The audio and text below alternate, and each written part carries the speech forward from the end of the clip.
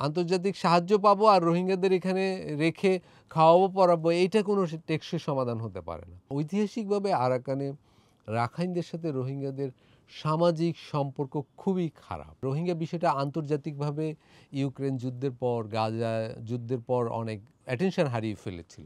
দুঃখের ব্যাপার বা দুর্ভাগ্যের ব্যাপার হলো 2017 থেকে 2025 এই সময়টায় কোনো মহল এই উদ্যোগটা নেয়নি যে রোহিঙ্গা সমাজের সাথে রাখাইন সমাজের সামাজিক সম্পর্ক কিভাবে উন্নত করা যায়। এখন যদি রোহিঙ্গাদের ফেরত পাঠাতে হয়, যে সম্মেলনগুলো হবে সেই সম্মেলনগুলো এই বিষয়গুলো আসা উচিত যে আরাকান আর্মির সাথে রোহিঙ্গাদের সম্পর্কটা কিভাবে উন্নত করা যায় এবং রাখাইন সমাজের সাথে রোহিঙ্গাদের সামাজিক সম্পর্ক কিভাবে ঘনিষ্ঠ করা যায় এবং কেন্দ্রীয় বর্মায় নাগরিকত্ব আইন এবং জাতিগত শুমারির বিষয়টা কিভাবে পাল্টানো যায়।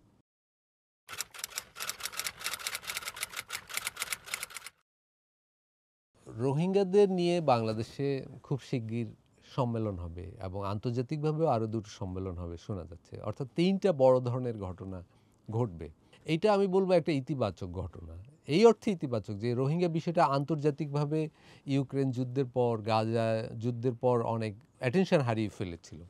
ফলে এই সম্মেলনের ভিতর দিয়ে রোহিঙ্গা বিষয় আবার আন্তর্জাতিকভাবে আলোচিত হবে এবং বাংলাদেশের যে রোহিঙ্গা বিষয়ে যে বাংলাদেশে একটা কাবু হয়ে আছে, বাংলাদেশে একটা সমস্যায় পড়ে আছে, সেই বিষয়টা আবার বিশ্ব আলোচনায় আসতে পারে এবং রোহিঙ্গাদের ব্যাপারে সাহায্যের হাতও অনেক সংগঠন, অনেক দেশ হয়তো বাড়াবে আবার নতুন করে। এইটুকুই ইতিবাচক। কিন্তু এই সম্মেলনের ভিতর দিয়ে রোহিঙ্গাদের ফেরত পাওয়ার সমস্যাটা সমাধান হয়ে যাবে, এটা মনে করা হলে কিন্তু আমরা আবার হতাশ হব। রোহিঙ্গারা খুব শিগগির বার্মায় ফিরতে পারবে এরকম কোনো বাস্তবতা কিন্তু সেখানে নেই। এক্ষেত্রে ভাবার দরকার আছে যে রোহিঙ্গারা কেন এসেছিল বা আসতে বাধ্য হয়েছিল। আসতে বাধ্য হয়েছিল অনেকগুলো কারণে। এক হলো বর্মায় যে জাতিগত স্বীকৃতি সেটা রোহিঙ্গাদের নেই। বর্মা সরকার মনে করে বর্মায় ৮টা বড় জাতি এবং মোট ১৩৫টা ছোট ছোট জাতির বাস। সেই তালিকায় রোহিঙ্গারা নেই এবং বর্মায় যে নাগরিকত্ব আইন সেই অনুযায়ী রোহিঙ্গাদের নাগরিকত্বও নেই। ফলে জাতিগত স্বীকৃতি না থাকা, নাগরিকত্ব না থাকা, এই দুটোর কারণে রোহিঙ্গারা কিন্তু শিগগির ফিরতেও পারবে না। এটা হলো একটা বাস্তবতা। এটা ২০১৭ সালের বাস্তবতা ছিল এটা। এখন ২০২৫ সাল, আরেকটা নতুন বাস্তবতা তৈরি হয়েছে। রোহিঙ্গারা আরাকান থেকে এসেছিল। আরাকানে কিন্তু এখন আর বার্মার সরকার, কেন্দ্রীয় সরকারের কোনো নিয়ন্ত্রণ নেই, অনেকটাই নেই, ৮০ ভাগই নেই। আরাকানে ১৭টা জেলা, ওরা বলে টাউনশিপ। আমরা যেটাকে জেলা বলি ওইটাকে বর্মায় বলে টাউনশিপ। আরাকানে ১৭টা টাউনশিপ, তার ভিতর ১৪টাই এখন আরাকান আর্মির দখলে এবং রোহিঙ্গারা যেখান থেকে এসেছে মূলত উত্তর আরাকান, মংডু, বুথিডং, রাথিডং এইসব অঞ্চল থেকে ওরা বাংলাদেশে এসেছে। এই অঞ্চলটা পুরোটাই আরাকান আর্মির দখলে। ফলে একদিকে জাতিগত স্বীকৃতি নাই, নাগরিকত্ব আইনে তারা নাগরিক নয় এবং তাদের এলাকাটাতেও এখন অন্য একটা দল ক্ষমতায়, অর্থাৎ আরাকান আর্মি সেটা নিয়ন্ত্রণ করছে। ফলে আরাকানে রোহিঙ্গাদের ফেরত যাওয়া অত্যন্ত কঠিন। এই যেই সম্মেলনগুলো হবে সেগুলো হয়তো রোহিঙ্গাদের সংকটের ব্যাপারটা সামনে আসবে, কিন্তু রোহিঙ্গাদের ফেরত পাঠাতে হলে যেটা করণীয় সেটা হলো বার্মার সরকারের সম্মতি লাগবে এবং সেখানে নাগরিকত্ব আইন পাল্টাতে হবে, সেখানে জাতিগত শুমারির বিষয়টাতে রোহিঙ্গাদের অন্তর্ভুক্ত করতে হবে এবং বিশেষভাবে যেটা জরুরি সেটা হলো আরাকান আর্মির সম্মতি লাগবে। এবং আরেকটা বিষয় আমি বলবো, এই ৩টার পরেও আরেকটা করণীয় রয়েছে। কারণ ঐতিহাসিকভাবে আরাকানে রাখাইনদের সাথে রোহিঙ্গাদের সামাজিক সম্পর্ক খুবই খারাপ। তারা এটা অনেকটা ঐতিহাসিক কিছু লিগেসি আছে যে ১৯৪২ সালে সেখানে একটা প্রচণ্ড বর্বর নির্মম দাঙ্গা হয়। রোহিঙ্গা মুসলিম বা আরাকানিজ মুসলিমরা আরাকানিজ বুদ্ধিস্ট রাখাইনদের সাথে দাঙ্গায় লিপ্ত হয়েছিল।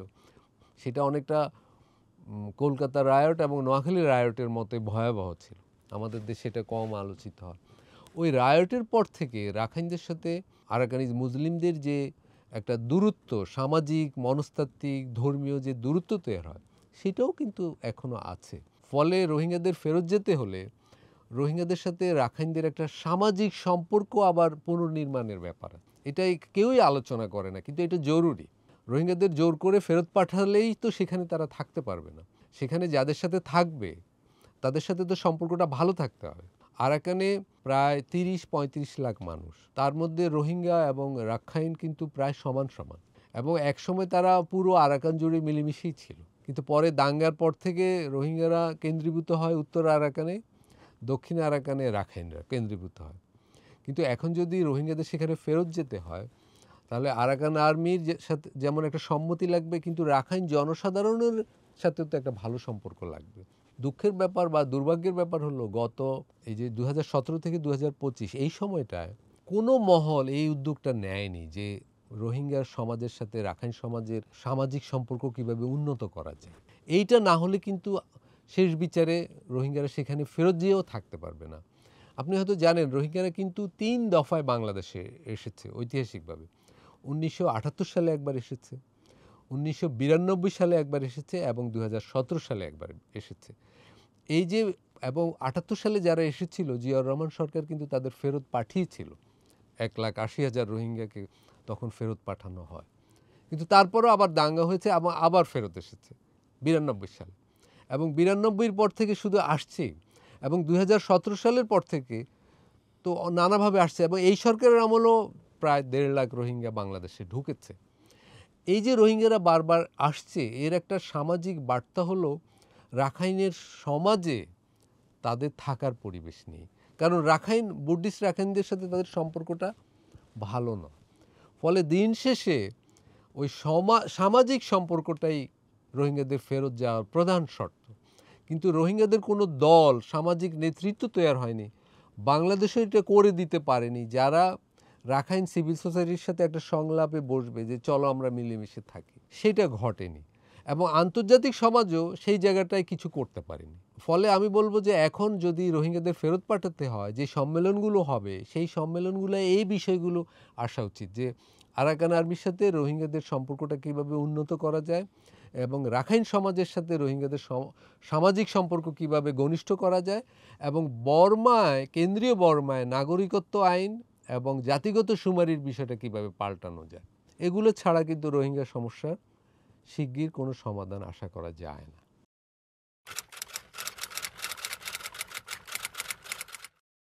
যে কোনো কঠিন কাজেরই তো কঠিন সমস্যারই সমাধান আছে। আমি বলব যে এখন যে সরকার বাংলাদেশের, এরা অন্তর্বর্তীকালীন সরকার, তারা এই সমস্যার সমাধান করতে পারবে না। কিন্তু যেই নির্বাচিত সরকার আসবে, তাকে এটা সমাধান করতেই হবে। কারণ অনেকগুলো কারণে। কারণ দেখুন, কক্সবাজারে বাংলাদেশি মানুষ আছে 25 থেকে 28 লাখ। সেখানে রোহিঙ্গা ইতিমধ্যে 13 লাখ হয়ে গেছে। টেকনাফ উখিয়ায় রোহিঙ্গারাই এখন আমি বলব সংখ্যাগরিষ্ঠ। রোহিঙ্গা জনসংখ্যা যেভাবে বাড়ছে, বাংলাদেশের জন্য এটা একটা জনমিতিক চাপ তৈরি হচ্ছে, এবং আন্তর্জাতিক সাহায্যও কমে যাচ্ছে এই বিষয়ে। তবে এই রোহিঙ্গাদের রাখা এবং তাদের দেখাশোনা করা, খাবার, আশ্রয় এগুলো দেওয়া বাংলাদেশের জন্য অর্থনৈতিকভাবেও একটা চাপ তৈরি হচ্ছে, এবং এটা একটা ভূ রাজনীতিক সমস্যা তৈরি হচ্ছে। কারণ রোহিঙ্গা সমাজের ভিতর কিন্তু 4টা সশস্ত্র সংগঠন রয়েছে। ফলে এরা যদি আরাকান আর্মির সাথে প্রতিনিয়ত নানা ধরনের যুদ্ধ বিগ্রহে লিপ্ত হয়, বা বার্মার আর্মির সাথে, সেটাও বাংলাদেশের জন্য একটা সমস্যা। ফলে এই সমস্যার সমাধান বাংলাদেশকে করতেই হবে, এটা যত কঠিন সমস্যাই হোক। সেক্ষেত্রে সমাধানের উপায় হলো, এবং একটা উপায় কিন্তু নতুন করে তৈরি হয়েছে, সম্ভাবনা তৈরি হয়েছে, সেটা হলো আরাকান আর্মির উত্থান ঘটেছে এখানে। বাংলাদেশের জন্য বার্মার কেন্দ্রীয় আর্মির সাথে এই সমস্যার সমাধানে একটা সমঝোতায় আসা কঠিন ছিল, কিন্তু তারা এখন আর নেই। বার্মা বলে আসলে বাংলাদেশ সীমান্তে এখন আর কোনো দেশই অস্তিত্বশীল নেই। এখন আরাকান আর্মি এখানে রাজত্ব করছে। ফলে আরাকান আর্মির সাথে বাংলাদেশ সরকারের একটা বোঝাপড়ায় আসা উচিত রোহিঙ্গাদের ব্যাপারে, এবং এইটা একটা উইন উইন সমাধান হওয়া উচিত। আরাকান আর্মি বাংলাদেশের কাছে কিছু চায়, সাহায্য সহযোগিতা, আবার বাংলাদেশও চাইবে যে রোহিঙ্গাদের তারা ফেরত নেক। এইটা আমি মনে করি আরাকান আর্মির সাথে বাংলাদেশ সরকারের একটা সমঝোতার সুযোগ আছে। এটা খুব কঠিন কাজ নয় আর কি, এবং এইভাবেই কেবল রোহিঙ্গাদের ফেরত পাঠানো সম্ভব। আর বার্মার কেন্দ্রীয় সরকারের সাথেও বাংলাদেশ এই বিষয়ে আলাপ আলোচনার একটা সমঝোতায় আসতে পারে। সেটা করতে হলে বাংলাদেশের চীনের সহযোগিতা লাগবে। আমার মনে হয় বাংলাদেশের যে নতুন রাজনৈতিক বাস্তবতা তৈরি হয়েছে, সেখানে চীনের কাছে বাংলাদেশের এই সহযোগিতাটা চাইতে পারে এবং পেতেও পারে।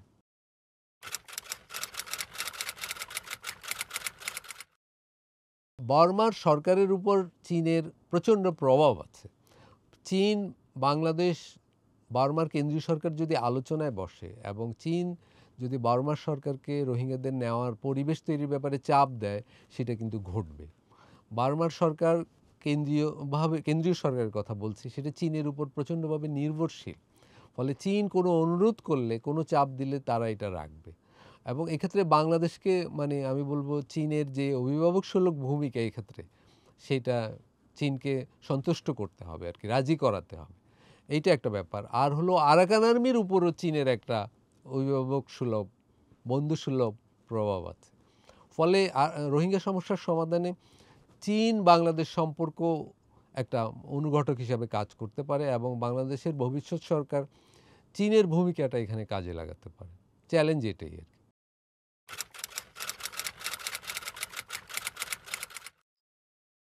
বাংলাদেশকে এক্ষেত্রে একটা ভারসাম্য রাখতে হবে, কিন্তু দেখুন বাংলাদেশের জন্য তো এইটা কোনো টেকসই কৌশল হতে পারে না যে যুক্তরাষ্ট্র এবং আন্তর্জাতিক মহল রোহিঙ্গাদের সাহায্য দিয়ে যাবে আর বাংলাদেশ রোহিঙ্গাদের আশ্রয় দিয়ে যাবে।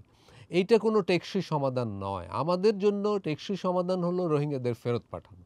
কারণ বাংলাদেশ রোহিঙ্গাদের কারণে বার্মার সাথে এবং বার্মা হয়ে আসিয়ান দেশগুলোর সাথে একটা মানে দারুণ সম্ভাবনাময় সম্পর্ক কিন্তু করতে পারছে না। ফলে রোহিঙ্গা সমস্যার স্থায়ী সমাধানের দিকেই আমাদের যেতে হবে। আন্তর্জাতিক সাহায্য পাবো আর রোহিঙ্গাদের এখানে রেখে খাওয়াবো, পরাবো, এইটা কোনো টেকসই সমাধান হতে পারে না। ফলে আমি বলবো যুক্তরাষ্ট্র যদি কিছুটা অসন্তুষ্টও হয় বা যুক্তরাষ্ট্রের ইচ্ছার বাইরে যেয়েও বাংলাদেশকে এখন রোহিঙ্গা প্রশ্নে আরাকান আর্মি এবং চীনের সরকারের সাথে আলাপ আলোচনার দ্বার খোলা উচিত। এইটাই জোর দেওয়া উচিত যে কীভাবে ফেরত পাঠানো যায়, কীভাবে তাদের এখানে ভালোভাবে রাখা যায়, এটার চেয়েও ফেরত পাঠানোটা অগ্রাধিকার পাওয়া উচিত। এবং গত ৬-৭ বছর বাংলাদেশ যে পুরনো কৌশল নিয়েছিল সেইটাকে তো কাজ করেনি। আন্তর্জাতিক সমাজের দিকে বাংলাদেশ তাকিয়েছিল, জাতিসংঘ এবং যুক্তরাষ্ট্রের দিকে। তারা কিন্তু রোহিঙ্গাদের ফেরত পাঠানোর ক্ষেত্রে বাংলাদেশকে কোনো সহায়তা করতে পারেনি।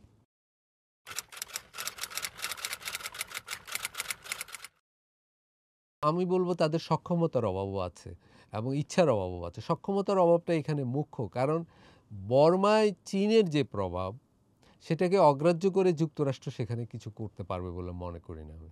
এবং যেহেতু এখন ২০১৭ এবং ২০২৫ আরাকানের পরিস্থিতি আমূল পাল্টে গেছে, সেখানে আরাকান আর্মি নামে ৩০,০০০ বাহিনীর একটা নতুন শক্তির উদ্ভব ঘটেছে। সেখানে অবশ্যই তাদের সাথে আলাপ আলোচনা ছাড়া রোহিঙ্গা সমস্যার কোনো সমাধানই করা যাবে না।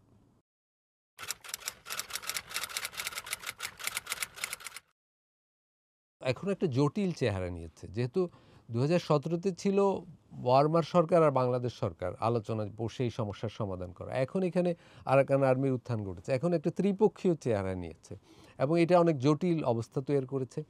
সম্প্রতি আরও জটিল হয়েছে যে রোহিঙ্গাদের যে সংগঠনগুলো রয়েছে, তারা বর্মার সেনাবাহিনীর সাথে আরাকান আর্মির যুদ্ধে বর্মার সেনাবাহিনীর পক্ষ নিয়েছে।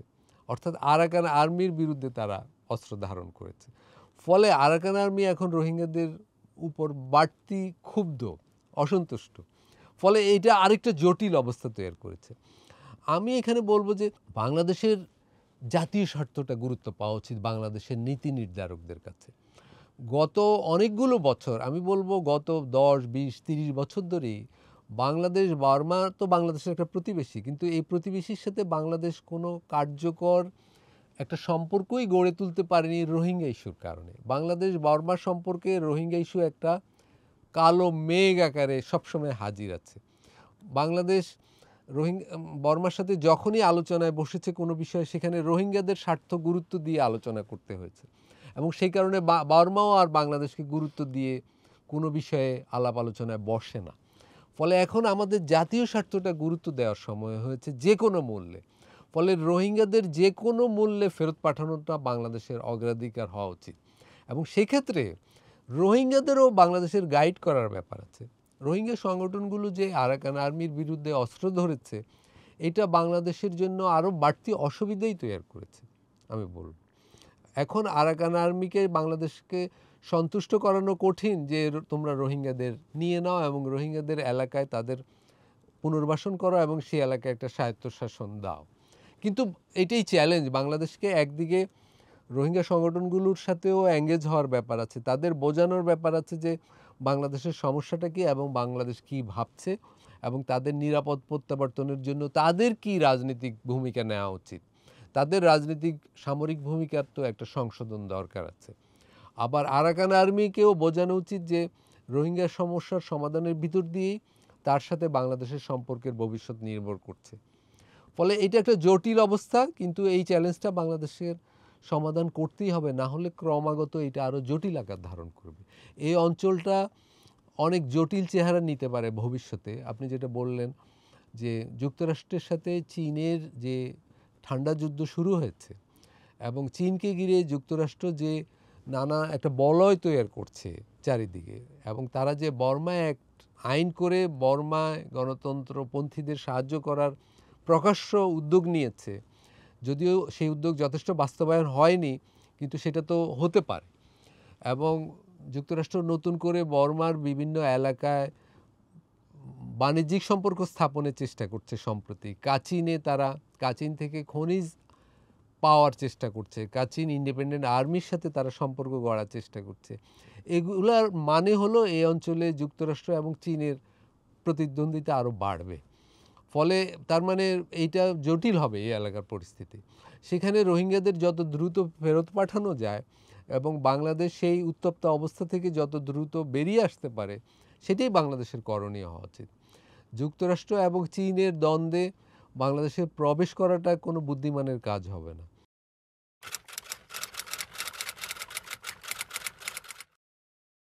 মিয়ানমারে কিন্তু একটা অর্থনৈতিক দিক আছে। মিয়ানমার সংকটের একটা পলিটিক্যাল ইকোনমি আছে এবং রোহিঙ্গা সংকটেরও একটা পলিটিক্যাল ইকোনমি আছে।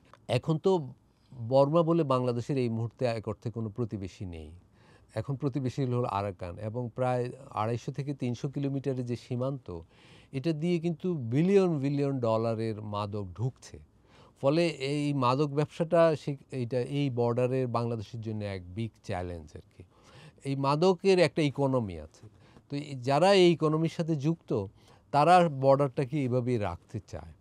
এবং এই মাদক ব্যবসার সাথে বর্মার সরকার যেমন যুক্ত, সরকারের বিভিন্ন অংশ যেমন যুক্ত আছে, বর্মার গেরিলা সংগঠনগুলো যুক্ত আছে, রোহিঙ্গাদের বিভিন্ন অংশ নানাভাবে যুক্ত আছে। কিন্তু এটা তো বাংলাদেশের জন্য একটা বড় চ্যালেঞ্জ। এটা কিভাবে থামানো যায়, এটা কিভাবে এটা সমাধান করা যায়, এটা একটা ব্যাপার আছে। এই অঞ্চলটা কিন্তু অস্ত্র চোরাচালানের একটা বড় জায়গা এই বর্মা জুড়ে। এবং সম্প্রতি বর্মায় একটা আইন হয়েছে, সেটা হলো বর্মায় যারা বিনিয়োগ করবে তারা প্রাইভেট আর্মিও রাখতে পারবে। অর্থাৎ চীন, ভারত, এরা বর্মায় যে তাদের বিনিয়োগ আছে, তারা চাইলে একটা নিজস্ব বাহিনী, ছোট বাহিনী, নিরাপত্তা বাহিনী পুষতে পারবে। এর মানে হলো বর্মার পরিস্থিতি আরও জটিল হবে। ভারতের বাইরে ভারতের সবচেয়ে বড় বিনিয়োগ হলো আরাকানে, কালাদান প্রজেক্ট। এবং চীনের এখানে তো বিপুল বিনিয়োগ আছে। চীন এখানে গ্যাস উত্তোলন করছে, ইউনান থেকে আরাকান পর্যন্ত এখানে তারা রেল লাইন বসাবে, তাদের 2টো পাইপলাইন আছে, এখানে তাদের স্পেশাল ইকোনমিক জোন আছে কায়েকপুতে। ফলে এইটা একটা বিরাট অর্থনীতির ব্যাপার আছে এখানে। ফলে কিন্তু আমি মনে করি যে চীন চাইবে এখানে একটা রাজনৈতিক সমাধান হোক, কিন্তু তার স্বার্থে। আবার ভারতও চাইবে এখানে এমন একটা সমাধান হোক তার বিনিয়োগটা থাকে, এবং বাংলাদেশ চাইবে এখানে মাদকের সমস্যাটার সমাধান হোক এবং আরাকানে রোহিঙ্গারা ফিরে যাক। কিন্তু এখানে আন্তর্জাতিক অনেক মহল আবার নাও চাইতে পারে এটা। বিশেষ করে যুক্তরাষ্ট্র চাইবে এখানে, আমি বলবো যে বর্মায় একটা অস্থিতিশীলতা হলে এখানে তার আশাটা সহজ হয়, এবং চীনের সঙ্গে তার যে প্রতিদ্বন্দ্বিতা এবং চীনকে ঘিরে তার যে বলয় নির্মাণের কৌশল, সেই বলয় নির্মাণ সহজ হয়।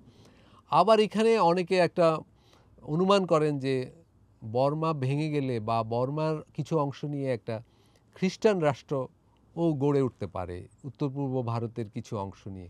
এরকম নানা অনুমান আছে।